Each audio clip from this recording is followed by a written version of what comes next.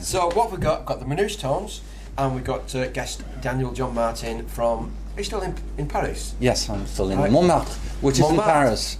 Montmartre used to be a little village, which is now part of Paris. But when you're snob like we are, you just say, no, I'm Montmartrois. All right. How long have you lived there then? Only about a year. Yeah. I've been living in Paris for years and years now. Yeah. I just moved to this sort of arty area of Paris, which is Montmartre. Plenty of musicians and artists. So you've got a kind of a classical background, is that right? Correct? I wouldn't say it's a background. It's something that I keep contact with every day. And then you've moved into the gypsy jazz world, and then we've got the Manouchetones from Liverpool. How did that work out that you got together and gypsy jazz, as they call it, the music of Django is it's quite a small community. Yeah. So when Daniel was looking to work, coming back to the UK to work, he's been involved with a few people in different areas of the country. And did you meet at a festival or a festival? No. We contacted each other. We all know each other more or less. Yeah. So that's the way we, Daniel came, we did some work together, and then we meet him the Django Festival every year, more or less. It's somewhere. Yeah. Yeah. Right. You still need to go there. I've been. Oh, it's it's fantastic. Yeah. Oh, when did you go? Oh, it's been about 10 years ago. Yeah. Oh, yes, you were Parisian yourself, weren't you? That was the time that I bought the smelliest cheese that you could ever find. Now, let's go. 5 minutes with Pat. Right. And I put it in my stepdaughter's tent in the middle of the night. Anyway, that's a separate story, but she's never let me forget that. So that's my someone. So anyway, tell me more about. So your suggestion, let's play together. Yeah. As I say, it's a small community. So everywhere you go on holiday, or whatever, you look for opportunities to meet other musicians, like-minded. And Daniel did the same, and it's been going for I don't know how many years have you been coming now. 4 years. 3 or 4 years, yeah. It's sort of becoming a bromance now. Yeah. Do you come over to do the festivals, and when you do the festivals, you also play? Sometimes. Wish we'd do it more though. Some of the jazz festivals. Yeah. In England. Yeah. But we have the Count. We have the marvelous Count. Do you know the Count? The Count of? The Count McCormick. Count McCormick, come over. Count McCormick. Yeah. Count McCormick. I thought you were going to say count me in. Oh well, there you go. Pourquoi? And so besides these guys are so charming and such fine gentlemen that you can't. And I've met so many friends here. I mean, people, not especially musicians, but also people who just move around the gypsy world. The gypsy world here. Yeah. Fantastic people. So do you also play classical as well? Every day, Yeah. Well, if you want to play the violin, you have to sort of embrace what the violin is all about, and a lot of it comes from classical music. I don't like the word classical, and I don't like the word as much as I don't like the word jazz. I think there's a bridge between Bach, John Sebastian Bach, and jazz. So, I mean, it's music. Yeah. And in our in this idiom, this acoustic music we like to share together. You've got different influences coming from traditional music too. So it's just the great music world. So the Manouchetones, how did that come about? That's about 8 years, I think.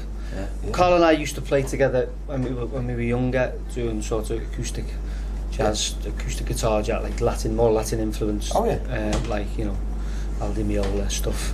Oh yeah. That sort of high tempo stuff. Yeah. Well, we've got a bit old for that now, so we're going. Hey, I love that stuff. You fancy doing a kind of a Latin acoustic now? But you have to. That's something you have to keep up on top of because it's quite demanding, and you can't. You've got to practice that stuff all the time. But so that Carl had been busy with another project for a few years. He was with Manouchetones and signed doing sort of free form jazz stuff. And was that your background, or was you like an acoustic player, folky, and then you moved into it, or was you always from? No electric player. Was you? Yeah. And then later on, I got into acoustic. What, like a Strat man or Les Paul man? Strats. Strat man. Yeah. Lots of them. Still, yeah. Still. There's 4 in the bedroom at the moment. How many guitars altogether in the house? Come on. I'm not telling you. But I need to get rid of some. I thought the answer was not enough. I just need one more. There's more space now to put them in. But yeah, there's 4 Strats in the bedroom at the moment. What are you, Mickey? I'm minimalist. I've only got a couple of guitars. You've got about 7 now. In the last 2 years. 7. In the last 2 years, he's gone from 2 to about 7 or 8. Yeah. Do violins collect violins like guitarists? I've got about 10 violins. 10 violins, just in case. They're small. No, it's just they're, well, you can make money, if you're clever about going about it. But I just love like violins. investment as well. How many basses have you got, Johnny? Now, 3. Double basses. Double basses, yeah. It's not like you can just. So that load makes them 6, at once. doesn't it? I've got a Fender Precision bass guitar, Burns bass guitar. Yeah. I've got fretless bass guitar. Not much. So, Not really. just to change a little bit, have you got any plans of recording anything together? Yes, we have. We have got Have plans. you got yeah. plans. Yeah. Plans? Plans, yeah. So, what, are you going to do a CD then, I take it? It's still to come to fruition. Yeah, hopefully be this year. Yeah, Yeah. great stuff. Yeah, it's just getting all the time, together. It's difficult. We're all busy doing other bits and bobs as well, so and getting Daniel over. Well, maybe you'll have an opportunity next time to have a little table with the CDs out, like most people do. Yeah, most do. Yeah. Yeah.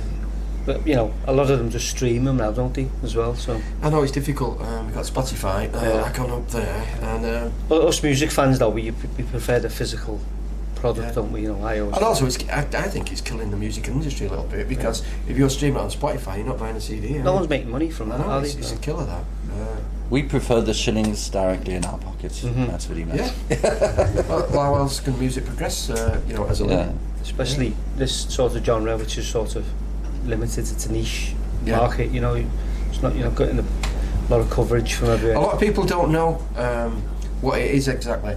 The first time we had the Gypsies of Bohemia, and they're a really popular young band, very popular at festivals, and they were on here, and there was young girls up dancing, and they said, "Oh, I love this." I said, "Oh, do you like jazz?" No, I don't like jazz. Yeah. So really, a lot of people haven't really discovered it. Yeah. Well, it's been termed as being like jazz for people who don't like jazz. You always find people tapping their foot to it whenever it's on. When it's on adverts a lot now, isn't it? It's anything on the TV or anything remotely linked to France will contain jazz goes on. Yeah.